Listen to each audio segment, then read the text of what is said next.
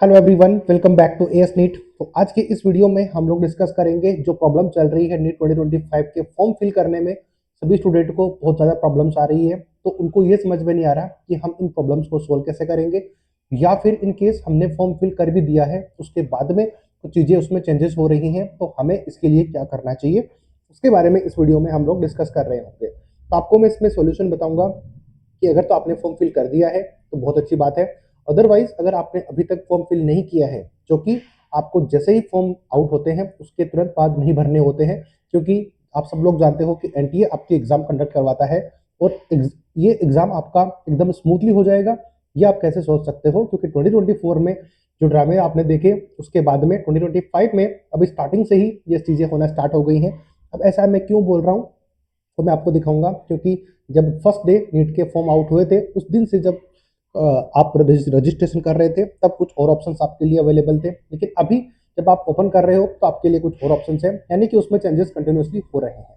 अब एक प्रॉब्लम आ रही है, नंबर एक चीज़ तो वो कि आप अपना सर्टिफिकेट जो अपलोड कर रहे हो वो नहीं कर पा रहे हो, इन द सेंस यानी कि आपके पास सर्टिफिकेट है।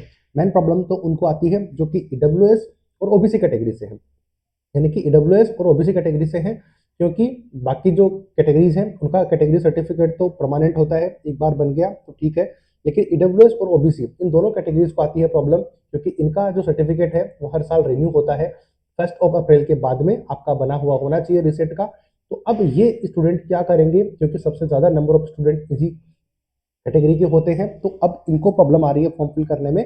इसको सोल्व कैसे किया जा सकता है और किस किस डॉक्यूमेंट्स की जरूरत आपको पड़ रही है, उसके बारे में इस वीडियो में डिस्कस करेंगे। तो चैनल को सब्सक्राइब कर देना। एएस नीट यूट्यूब चैनल आपको ना सिर्फ नीट यूजी के लिए, जबकि अगर आप इसकी हेल्प लेते हो नीट यूजी में एडमिशन लेने के लिए, तो आपको नीट पीजी में भी बहुत ज़्यादा बेनिफिट मिलता है, क्योंकि हम पीजी के लिए भी उसी तरीके से काम करते हैं जैसे कि यूजी के लिए। तो अब आप समझते हो कि अगर पीजी के लिए काम करते हैं तो यूजी तो बड़ी इजीली हम लोग काफ़ी चीज़ें आपको हेल्प आउट कर सकते हैं। तो उसके लिए अगर आप हमारी सर्विसेज लेना चाहते हो तो नंबर स्क्रीन के ऊपर है, डिस्क्रिप्शन बॉक्स में है। आपको एमबीबीएस करना है, चाहे तो इंडिया से चाहे तो अब्रॉड से, कहीं से भी, तो आप जरूर हमारे साथ जुड़ सकते हो, ताकि आपकी नीट 2025 की जर्नी बहुत स्मूथली हो जाए। ठीक है, तो सब्सक्राइब और लाइक की रिक्वेस्ट रहेगी, जितना ज़्यादा सपोर्ट करोगे उतना ज़्यादा आपको बेटर क्वालिटी और कंटेंट यहाँ पर प्रोवाइड आपको करवाया जाएगा।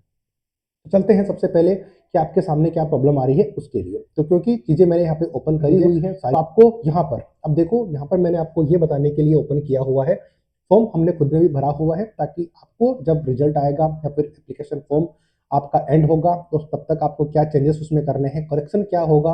इसके अलावा आपका जो एडमिट कार्ड है वो ओपन होगा, सिटी इंटीमेशन आएगी, उन सभी के बारे में हमें आपको बताना है। तो हम खुद अपना फॉर्म फिल कर लेते हैं ताकि आपको चीज़ें समझा पाए। ठीक है, सबसे पहले हमने पर्सनल डिटेल्स आप भरोगे, जैसे ही ओपन करोगे आप फॉर्म फिल करने के लिए, तो आपको पता है कि आपको रजिस्टर्ड कॉन्टैक्ट डिटेल्स डालनी पड़ती है, जहाँ पर अपने मोबाइल नंबर, अपनी ईमेल आईडी डालनी होती है।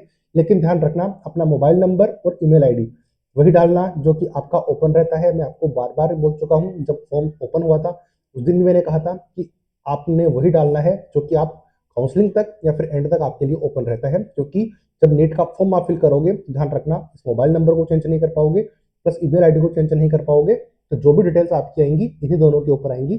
तो इसको चेंज मत करना, वरना फिर आपको प्रॉब्लम हो जाएगी। ठीक से इसको चेंज कर लेना। अगर आप में से ये सोच रहे हो करेक्शन के टाइम पे हम करेक्ट कर देंगे, तो वहाँ पर ये ऑप्शंस लिमिटेड देते हैं कि किसी चीज़ को आप चेंज कर सकते हो, किसी को नहीं कर सकते। और सपोज करो कि अगर इन चीज़ों को चेंज करने की परमिशन नहीं मिली, तो फिर आप क्या करोगे। आती है बात समझ में। इसलिए मैंने बोला था उस वीडियो में भी कि आपको 2 से 3 दिन का टाइम लेकर आप फॉर्म फिल कर लो आराम से, लेकिन बहुत बड़े ही ध्यान से और आराम से चीज़ों को करना, ताकि आपको इन सारी प्रॉब्लम से बचा जा सके, या फिर करेक्शन वगैरह की चीज़ों को आप अभी से एलिमिनेट करके रखो, ताकि कोई प्रॉब्लम ही ना रहे। नेक्स्ट आता है आपकी रजिस्ट्रेशन, रजिस्टर पर्सनल डिटेल्स आपकी आती हैं। पर्सनल डिटेल्स यानी कि आपका विलेज कहाँ पर है, यानी कि आप परमानेंट एड्रेस पे जो है आपका रेजिडेंस कहाँ पर है, ये सारी चीज़ें आपसे पूछेंगे, स्टेट कौन सा है, ये सारी चीज़ें। फिर है रजिस्टर आइडेंटिटी डिटेल्स। अब आइडेंटिटी डिटेल्स मैंने आपने ओपन करी हुई है। आइडेंटिटी डिटेल्स के अंदर यहाँ पर क्या क्या आपको भरना पड़ता है, अगर आपके पास आईडी प्रूफ के रूप में ये चीज़ें होनी चाहिए। अब मैं दिखा देता हूँ आपको आईडी के रूप में, इसलिए मैंने ये ओपन किया हुआ है कि आपके पास ये चीज़ें होनी चाहिए, अदरवाइज आप यहाँ पर फॉर्म फिल कर पाओगे। सबसे पहला है आधार कार्ड, जो कि सबके पास होता ही है, यहाँ पर सब लोग जानते ही हो, आधार कार्ड तो सबके पास में होता है। इसके अलावा डिजी लॉकर आईडी किसी की होती है वो डाल सकते हो, इंडियन पासपोर्ट अगर आपके पास है वो डाल सकते हो, पैन कार्ड नंबर आप डाल सकते हो, ड्राइविंग लाइसेंस आपके पास है वो डाल सकते हो, और रेशन कार्ड जो राशन कार्ड आता है वो डाल सकते हो आप, वोटर आईडी कार्ड नंबर डाल सकते हो, या फिर ईपीआईसी नंबर होते हैं वो डाल सकते हो, एनी अदर वैलिड आईडी जो कि करंट सेंट्रल जो गवर्नमेंट है उसके तरफ से इश्यू किया हुआ होना चाहिए। लेकिन इन सब के ऊपर जाने से अच्छा है कि आपके पास आधार कार्ड सबके पास अवेलेबल होगा, और ये आधार कार्ड नंबर अपने मोबाइल नंबर से उस मोबाइल नंबर से अटैच होना चाहिए जिसमें कि ओटीपी आते हो, तो ध्यान रखना वो होना चाहिए। आती है बात समझ में। इसके अलावा बाकी चीजें हैं वो आपको स्क्रीन के ऊपर दिख ही रही हैं, लेकिन अब बात आती है कि जो सर्टिफिकेट है वो कैसे डालना है। सर्टिफिकेट के लिए आपको स्क्रीन के ऊपर दिख रहा होगा, जब फर्स्ट डे आपके रजिस्ट्रेशन स्टार्ट हुए थे तो उस दिन आपके जो रजिस्ट्रेशन है यानी कि जो सर्टिफिकेट है कास्ट सर्टिफिकेट, उसमें ऑप्शन का ऑप्शन दिया गया था, ऑप्शनल। यानी कि ऑप्शनल इसलिए क्योंकि आप जानते हो कि जो ईडब्ल्यूएस ओबीसी कैटेगरी होती है उनका जो सर्टिफिकेट है वो रिन्यू होता है, तो रिन्यू होता है इसलिए उन्होंने ऑप्शनल डालते हैं वो, ताकि जो पुराने वाला सर्टिफिकेट है वो लगा सके, और जब नया बने जो रिपोर्टिंग के टाइम पर या फिर काउंसलिंग के टाइम पर वो नया वाला डाल सके। लेकिन अब आपको स्क्रीन के ऊपर दिखेगा, ये मैंने फोटो डाली हुई है आपको स्क्रीन के ऊपर, जिसमें कि ऑप्शन नहीं आ रहा है।